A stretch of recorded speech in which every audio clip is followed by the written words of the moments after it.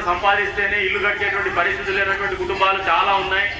ఇటువంటి కుటుంబాల్లో ఆడ మనిషికి అంతో ఇంతో డబ్బులు వస్తే, లేదంటే ఆదరుగా ఆమెకి వ్యాపారం చేయడమో, లేదంటే ఏదన్నా స్వయం ఉపాధి కల్పించడమో చేస్తే ఆ కుటుంబాల్లో ఆర్థిక స్థితిగతులు మెరుగుపడతాయి, వాళ్ళ బిడ్డల పరిస్థితులు మెరుగుపడతాయనే ఆలోచనతో రూపకల్పన చేసిందే డ్వాక్రా సంఘాలు.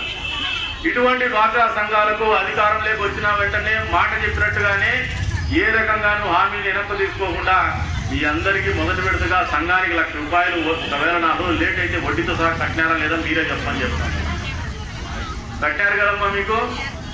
అంతేకాదు, ఈ రోజున 4 సంవత్సరాల కాలం తర్వాత కూడా మళ్ళీ మిమ్మల్ని ఆదరించినటువంటి అక్క చెల్లెళ్లకు రుణం తీర్చుకోవాలనే ఆలోచనతోనే ముఖ్యమంత్రి గారు మీ ఇంట్లో పెద్ద అన్నగానో పెద్ద కుటుంబ సభ్యుడుగానో మీ అందరికీ అక్క చెల్లెళ్ళకు పసుపు కుంకుమ ఇవ్వాలా అని చెప్పేసి ఆలోచనతోనే ఈరోజు మళ్ళీ ₹1,00,000 ఒక సంఘానికి, ₹10,000 ఒక సభ్యురాలకి ఉచితంగా కానుకగా మీకు అందజేస్తా ఉన్నారు.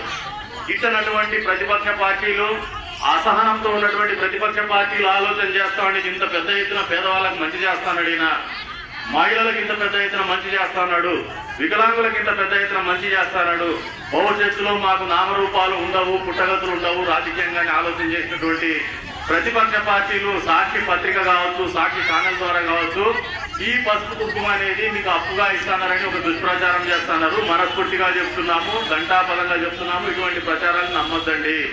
ఇది మీ ఇంట్లో మీ పెద్ద కొడుకు, మీ పెద్దన్నయ్య మీకు పసుపు కుంకుమ, మీ తమ్ముడు పసుపు కుంకుమ కింద పైలి మర్తబా ఇండియా భారతదేశ చరిత్రలో మొదటిసారిగా ఇమాములకు మొదలు జీతాలు ఇచ్చినటువంటి ఘనత చంద్రబాబు నాయుడు గారికి, తెలుగుదేశం ప్రభుత్వానికి ఎప్పుడు ఎవరు చేయాల.